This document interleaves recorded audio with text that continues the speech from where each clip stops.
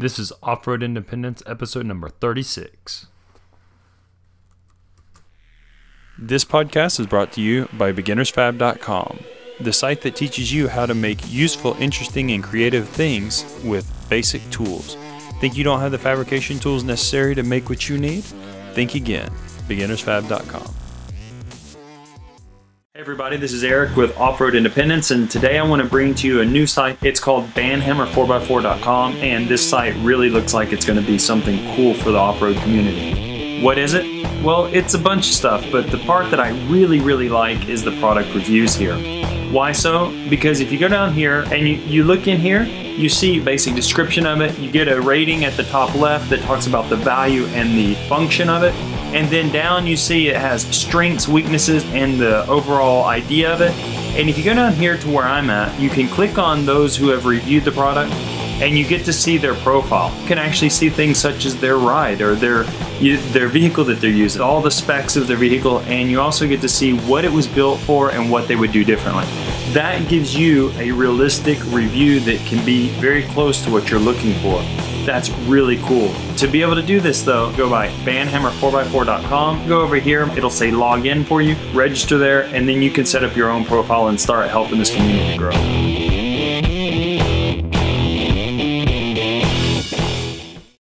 In this episode, we're continuing on with our interview with Gusto Jimenez, and we're going to talk a little bit more about what he has planned for his Bronco. We're going to talk a little bit about leaf spring suspensions, and we're going to talk just a little bit more in general about off-roading technology and especially the LS motor. So hang in there, and I hope you enjoy the show. So the truck was, the idea behind it now is I want it to be a reliable off-road truck that you can take out to the desert, take out to the sand dunes, or take out on the trails in Moab, stuff like that, go up into the mountains, and it's just a reliable off-road truck. It won't be the fastest. Yeah. It won't be the strongest, but it'll be pretty much bulletproof, I would almost say. It'll be super strong. It'll be reliable. It'll get okay fuel economy, which by that I mean about 10 miles to the gallon. Yeah, that's about that. But what size tires are you going to run on? 35s, you said? They're 35s, 315, 75, 16s. Okay. They're Mickey Thompson ATZs. All right. So that. And hold on, before I get lost again, with this truck you're talking about doing a leaf spring on the front, but what about the rear? Is the rear already leaf, right? Or did you convert it? Yeah. Okay. So here's an interesting fact. With Chevy trucks, it was a little bit different. I think some of their C20s, or most of their C20s, were two-wheel drive. So the front was A-arm, and the rear had a weird truck arm suspension, similar to that was basically the same as their half-ton truck, which is like a long link, kind of what Kappa's using, but think of it going only backwards. I guess same way he's using it on the Flatty. So it's a link running to the back, and so like a radius arm link. Yeah, but backwards. So it's called a truck arm suspension or trailing arm suspension. Okay. So it has a coil spring to hold up the weight of the truck. So there's no actual leaf spring in the rear. With my truck, it was a little bit different, where it was made like a newer GM truck, where the GMC C25 on mine, instead of using that truck arm suspension, it uses a leaf spring suspension. So it's a conventional type, leaf sprung rear end, so it's easy to modify. So that's the good part about mine. It's going to make it easier to build the truck that way. I didn't know that they had used coil springs on pickups back. They did that those far early back. Yeah, they did in those. I think they started using them in like the 60s. I had no clue. I thought that the coil spring on a pickup was like a new thing that they were doing again with the Volkswagens and. Yeah. I mean the coil spring on the rear now, like on the Ram trucks, it's a lot more sophisticated than the truck arm suspension. No, really? It's more sophisticated than the 60s was? I don't believe it. But I mean, the truck arm suspension, to its credit, is a great suspension. Like NASCAR still uses it to this day. I'll have to look that up. Yeah, it actually works really well. But I mean, it works really well for a car that runs on a track versus an off-road only car.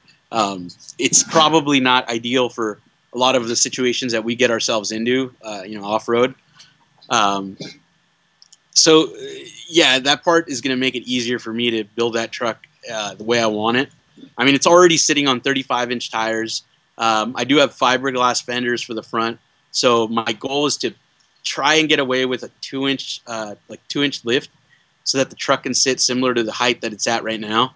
I don't want it to sit too tall, so I might have to do a 4-inch lift. I'm not quite sure. I'll have to take measurements, but the goal behind it was, or the inspiration for it, other than Kappa's Cuck B truck, was when we were in Moab last year. So not this year, but last year, he drove his I would call it his work truck, his contractor's truck all the way out there, or J truck. Out. Yeah, the J truck, and with the contractor's roof rack, or roof rack, bed rack. So I just kept watching him just beating the crap out of this thing out there, and I'm like, that truck seems to be holding up pretty well. I was like, there's just nothing like an old 4-wheel drive truck that just works. Like, it's not lifted in, overly high. It's just kind of nice and low, and it just works. I was like, I think I want my GMC to do that. So that's what started that for me. I realized I don't need a fast truck anymore. I need a truck that's just fun to drive around and is reliable. Well, so cost of maintenance. The great thing about, I'm a little frustrated, I guess, because in one sense, I'm late to the game on on leaf springs, because I've never modified an off-road vehicle that had leaf springs. I've always had some kind of little SUV or something that had coil springs, because I got started in all this here in Chile, and the first Samurai I bought here was a Samurai 2, which is a coil spring Samurai. Right. I have a fully leaf sprung Samurai right out here. I love them. But yours is the Samurai 1, the first gen, and mine is the second gen that the States didn't get. It looks just like a Samurai, a little bit softer on the edges, not as square.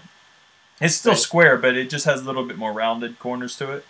And they used coil springs on the axles instead of the leaves. So I started modifying that one a little bit, and I started out with a leaf spring, a coil spring truck. Then I had a Nissan hardbody, and it was 4-wheel drive crew cab. So it was already like 2 inches taller from the factory than like the standard hard bodies. And I didn't really have to modify it. I just put whatever I wanted on it, and I was just getting into off-roading, so it went where I needed it to go and how I needed it to go, and I didn't do much to it. But once I started getting with this Daihatsu, it was already like trailing arm, where the coil spring actually sits halfway between the axle and the body, the chassis mount. More like a trailing arm for a trophy truck style, Not that long, but that kind of idea. And that's what I started doing. I started modifying coil spring stuff at that point, So now I'm doing this leaf spring conversion on my Daihatsu from coil spring. Oh, okay. And I'm like, these things are awesome. They're just so basic.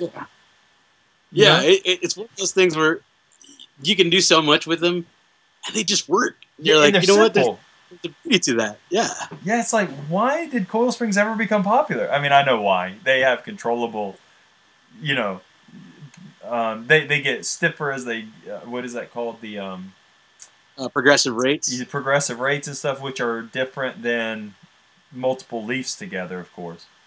But you could have a progressive leaf spring as well. But they're not as common.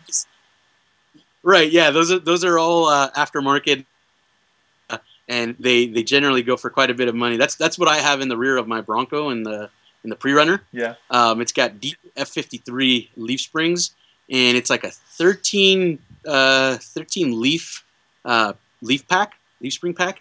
And it is kind of like a progressive rate. It's thinner leaves, so I think they're 2.5 inches wide. Which originally on those Broncos it had a 3-inch wide leaf spring.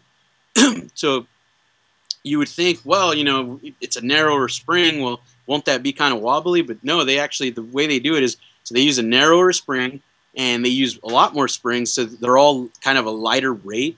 Mm-hmm. And so overall, the spring rate can be adjusted on it.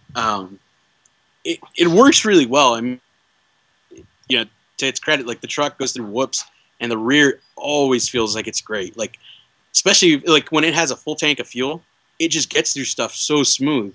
And it's because of that progressive rate leaf spring. And are the leaves also thinner in thickness, or are they still like quarter, or are they 3/16? Are they? They're thinner in thickness. Okay, they are thinner in thickness as well. Yeah, if you were to take apart a factory Bronco leaf spring, like a leaf spring pack, and the spring pack that I have, and you only use the main spring on mine will probably bend super easy versus the 3-inch wide one, which will be a stiffer spring. You know, it is like that, but that's why it works better, because you have more springs to adjust for the amount of travel that you need. Yeah. Okay. Yeah. I mean, I was just curious because like I'm using a factory pack on mine, and in fact, the factory pack that I'm using came out of a Toyota Blizzard. Do you know what that is? Okay. No, I don't know. It was sold in the States for a little while. There's not too many of them. So it was a little bit smaller than a 70 series, right? So I'm actually using those leaf springs because it was a leaf spring truck, solid front and rear axle. I'm using the rear leaf springs off of a diesel version of the Blizzard on mine because mine's a diesel version of the 4-track, the 2nd gen. And I had to pull a couple of springs, though, because I have independent front suspension up front on this one, and I just can't... I can't get it that high. Right, yeah. You know? So I had to pull a couple of leaves out to give it the height that it needs. And I went what'd I do? I went spring under axle.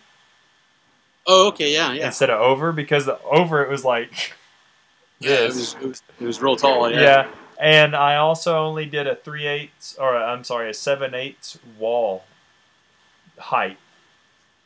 Okay. So it's a pretty like low profile spring perch to the axle instead of it being like an inch tall or inch and a half tall like a lot of them are. So just had to kind of modify it up like that. Making your own stuff, man. Making your own stuff. It's just it works, man. Like I'm always impressed to see people building their own stuff. Some of that stuff it ends up being like the new wave. Someone will come up with something really cool. Somebody will copy it a little bit and make it a little bit, tweak it a little bit here and there, and before you know it, it becomes kind of the norm. It depends on your use, and it depends on how you drive. Like I know a few guys that like mid U.S., central U.S. They don't have a lot of hills a lot of times. They don't have like rock ledges. They don't have. So what they do have are fields. Right. And they either have natural, like what is it called in English, where it's like a hole on one side and opposite is a hole, so it's kind of the crawling thing through there. Oh, when you articulate these things? Yeah, like but in Tough Truck Challenge or Top Truck Challenge, there's the that section where they dig the holes and they put them staggered so that you have to do the articulating, but there's a term for it. Yeah. For that obstacle, I don't remember what it's called. So it articulates opposite all the time. Your suspension. Oh, it's like a frame twister kind of deal. Yeah, you know what I'm talking about? Yeah. So not confused with Top Truck Challenge's frame twister. Of course. Yeah, no, different. But you know what I'm talking about? Like it's a deep hole here, and when your rear tire's in it, your front opposite tire's in a deep hole as well. Yeah. Right? And you're just trying to break the frame or something. Yeah, and so like in the central US states, a lot of guys kind of have that kind of obstacle. And revolver shackles for that, I mean, there's nothing wrong with it because it gives you that travel you want, but still it's throwing geometries out, and you have to watch drive shaft binding, and you have to there is a bunch to worry about with it, but it depends on your purpose too, you know what I mean? or Right. Yeah. RTI ramps. If that's what you do, then Yeah. If your goal is RTI ramps, I think you kind of pretty much get away with everything. yeah.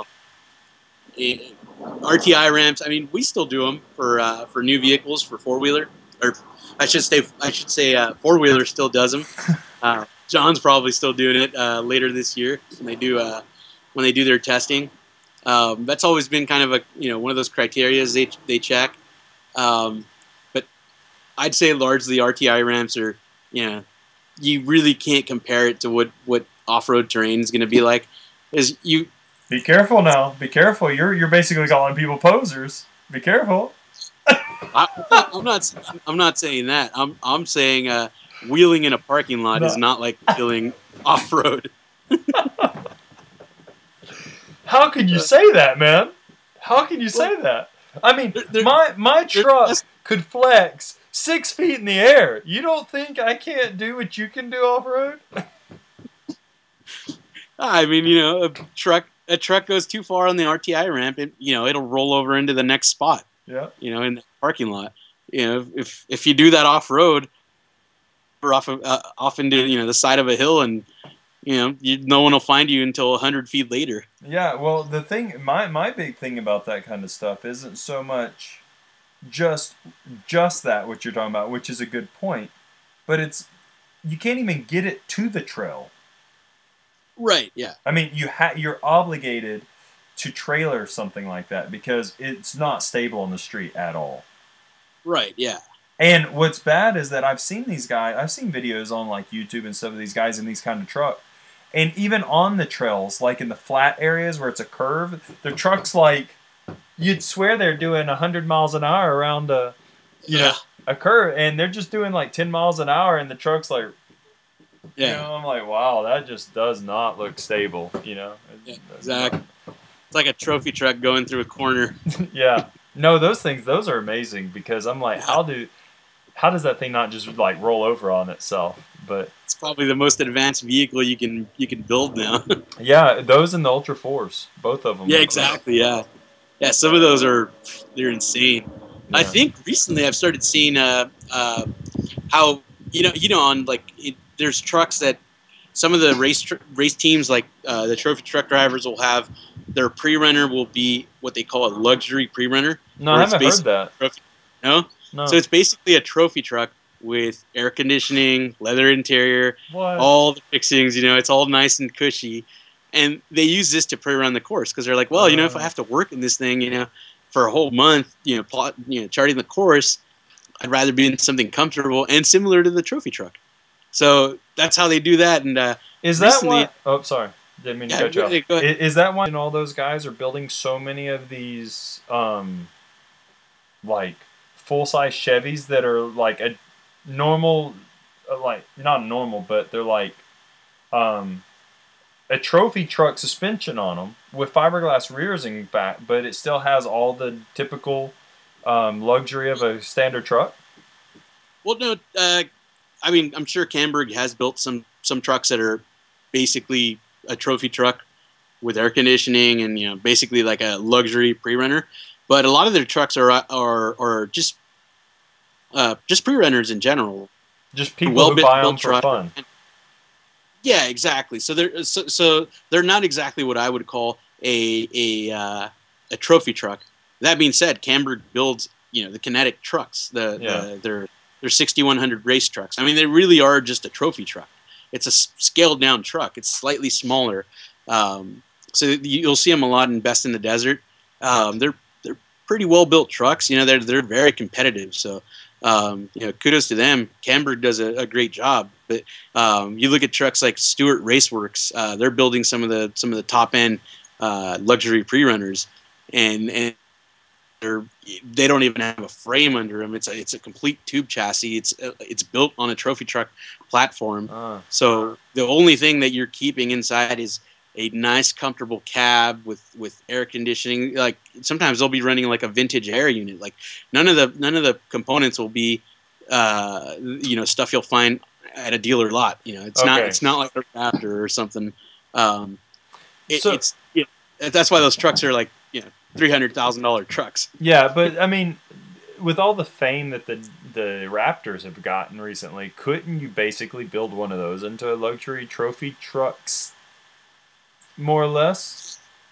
You could, but it would probably cost you so much more to tear up a Raptor than it would an F-150 per se. But I think if you have the money to build a truck like that, it's kind of no object. You'll do whatever you want to do. If you want it to be based off a Raptor, you might start off with a Raptor. And in fact, I think some of the Stewart Racework trucks were based off a Raptor completely. And I mean, these are tube chassis trucks at the end of the day, and so they'd start off with a Raptor off the lot, start modifying the truck completely, and turn out a truck that was a luxury pre-runner. So you could, but I mean, a Raptor's four-wheel drive, a luxury pre-runner, typically speaking, is at least all the ones I've seen have been two-wheel drives. Okay. Yeah, they've got like 20 inches of wheel travel up front and something like 32 to 33 inches of wheel travel out back. Some might even have more. None of these guys will really tell you how much wheel travel they're pulling. So they all lie. I mean, if the truck's based off a race truck, you got to figure that they're gonna hold back on some of the trade secrets. They're not gonna give away all their secrets because I mean that's too much of a competitive edge to everybody else. Yeah. So yeah, I personally know of one truck that's pulling some serious wheel travel, like more than some of the racers know that you can achieve. Wow. So yeah, it's all trade secrets. So it's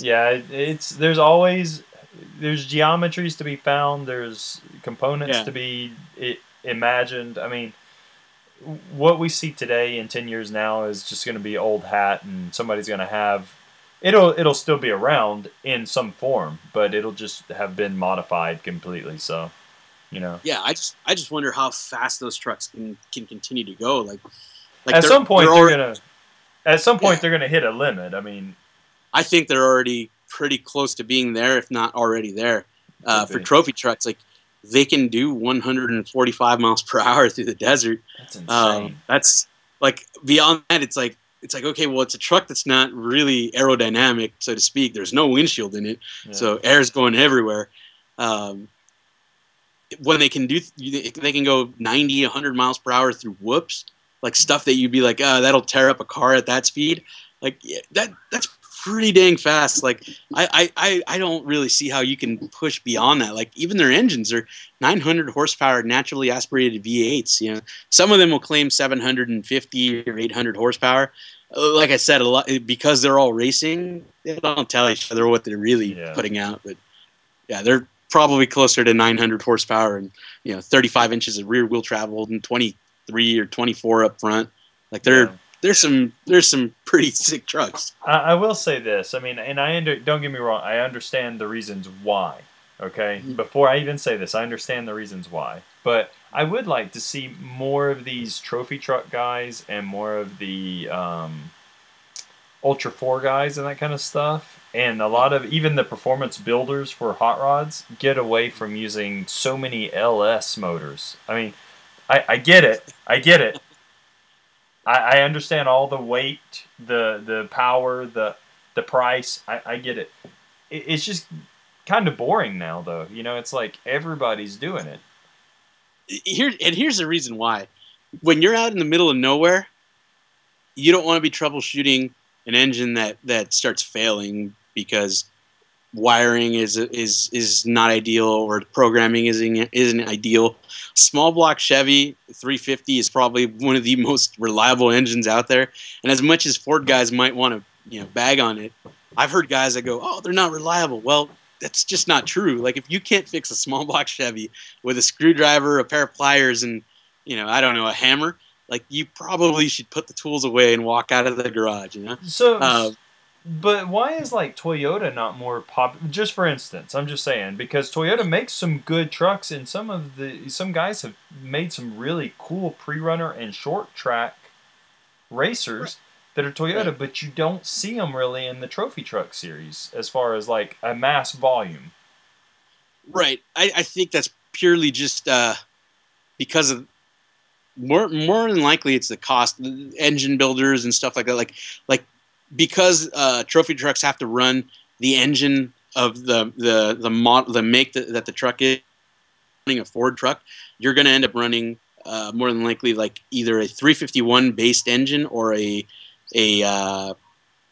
might. I guess I could assume that some of the guys might have a Coyote 5-liter based engine. A lot of them might be big block Ford engines. Like the Chevy guys, that's why a lot of those guys. You see, there's a lot more Chevys running in the series, and the reason for that is you have small block Chevys, you have big block Chevys, and you have LS power plants, all three of which are great engines. So it makes a big difference when your engine is built by a reliable engine builder, as opposed to you have to do all your homework and figure out how to make, let's say, a Toyota 5.7 out of a Tundra work, in a race application.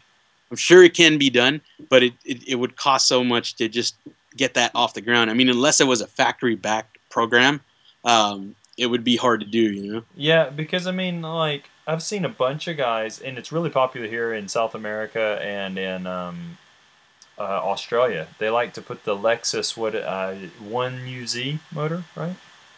Okay, yeah. They love to put those in Tacomas or Hiluxes. And then they pump them full of internals, doing their builds on them.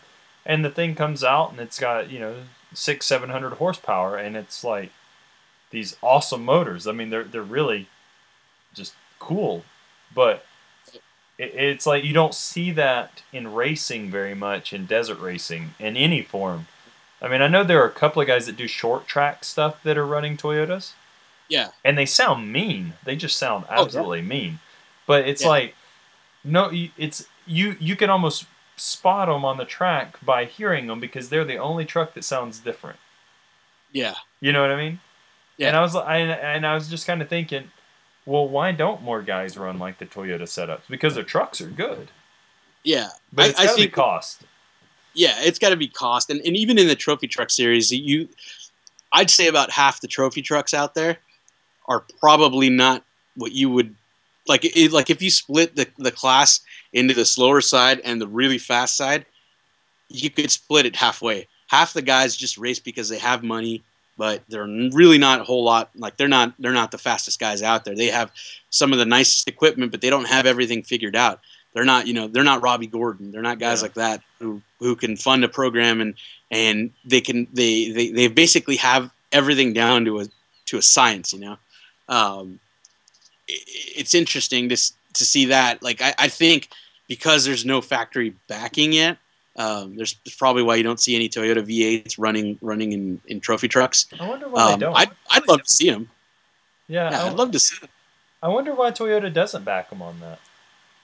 I don't know. I mean, they ran Ivan Stewart, years ago. So yeah, I mean, they used to run them, and I mean now, like recently, especially, you see these commercials, especially on the 4-Wheeler Network, on their videos for the new Tundra, right? And who was it? Fred Williams. Did his Dirt Every Day episode not too long ago about traveling from Texas up to the beach of Texas up to Canada, right? And he was in a new Tundra. So, right. I mean, Toyota's definitely trying to get that off-road market. Oh, yeah. They've been going after it for a while. And they probably do an okay job of it. I mean, the mid-size truck market, at least, for the Tacoma, they've dominated that for probably a decade now. Yeah. And the Tundra's, I always thought it was a great truck. It's a bit of a gas hog. It was awesome in my opinion when it was first introduced. At least the bigger 5.7 liter Tundra. So that'd be, I think, 2005 and up. I thought it was awesome. The problem I think stems when they don't really change the truck up a whole lot. That's my dad back there. Hello. Hi. How are you? Doing good. How are you? I'm fine. He's just back there putting around. Yeah. So I think they didn't really change the truck up a whole lot. Like even when they made the redesign on it, they didn't change it very much because they had to fit into a certain parameter of for the engineering department. So they didn't get a whole lot of leeway to change the truck. I I think that ends up degrading it a lot. Like, look at the Tacoma, for instance, 2005. Yeah, 2005 to 2014, I think, is the same, or even 15. Yeah, 15 is the same truck. Yeah. Basically, same truck. They're all 4-liter V6, and it's one of those things where I think initially they're really awesome, but 10 years down the road, when they still have the same plasticky interior, it's probably not what most people. It's not purchase appeal. Right, yeah, because the truck is just as expensive, if not more, than it was back then. But they're so you still dang reliable. Yeah, that's a part of it. Yeah. I mean, it's like I guess their mentality is I don't know. I don't have any ins on the Toyota market or design, but I guess the mentality is if it ain't broke, why don't fix it? Yeah. But right. And I kind of agree with them. If you have the molds, right? If you have everything and it's running and it's doing good, but the market, people are accustomed to radical changes, facelifts and all this stuff. Yeah. And so when they stay on the old hat, people don't want the old hat anymore. They want something new and exciting, right, yeah. So, yeah, it just seems a shame because think about how many 4Runners you see out there or Tacomas that are, pre-runner designed.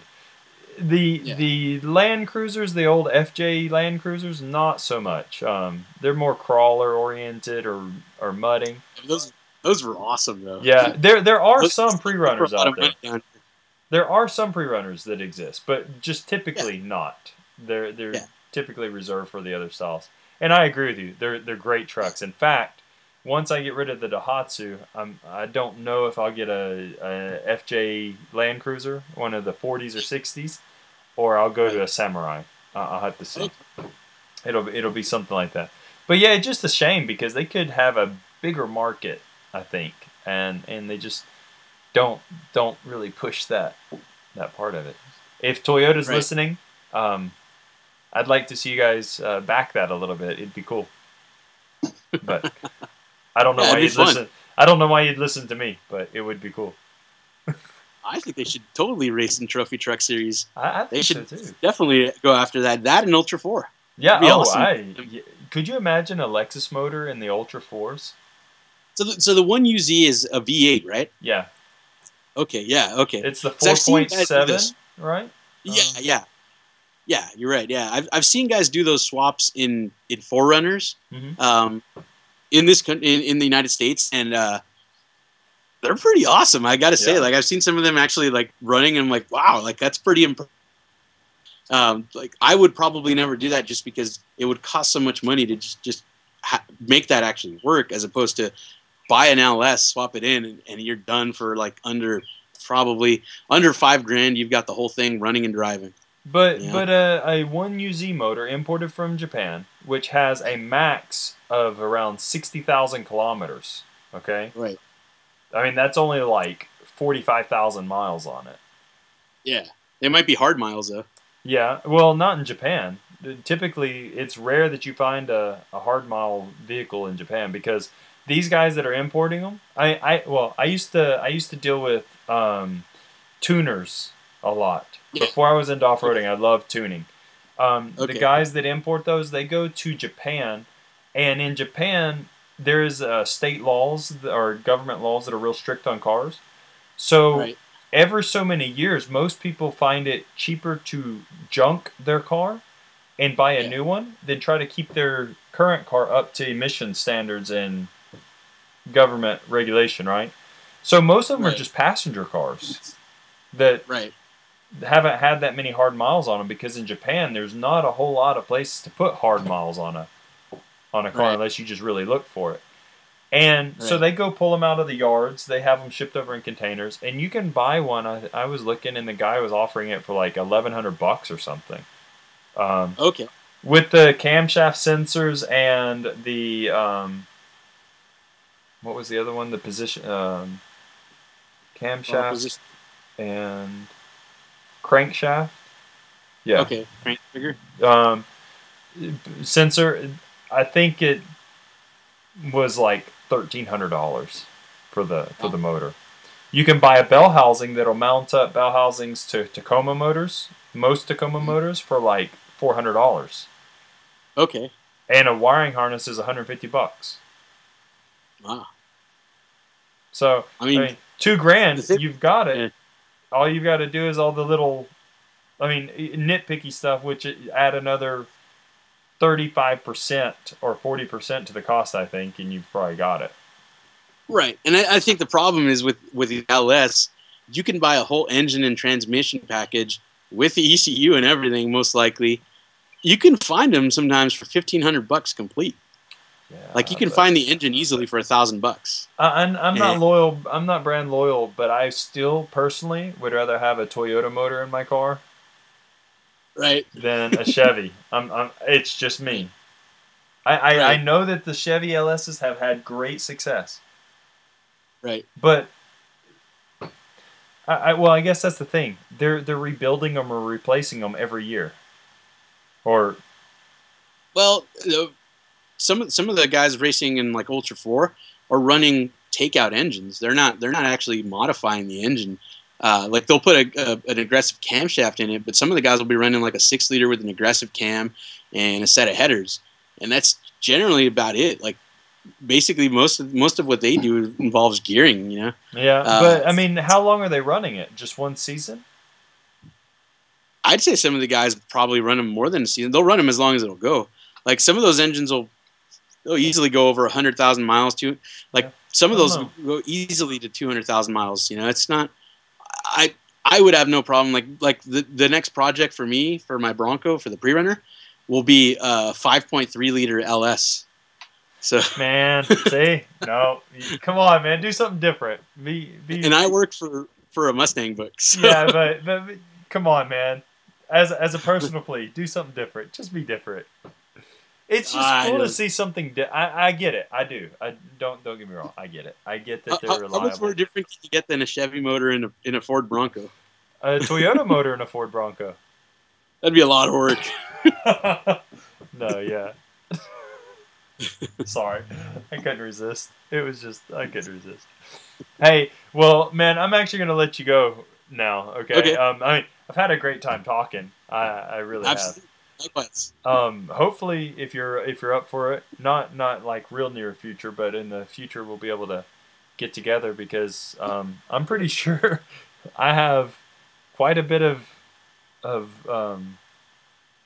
content here for probably 2 episodes at least, maybe even 3. We'll just see. I mean, we've been talking almost 2 hours. Can you believe it? Wow. Yeah. So not bad. Yeah, I really appreciate you taking the time, Gusto. It was my pleasure. Man. It was nice to meet your dad too. It was awesome. Yeah. Gusto, it was a pleasure talking to you. Absolutely.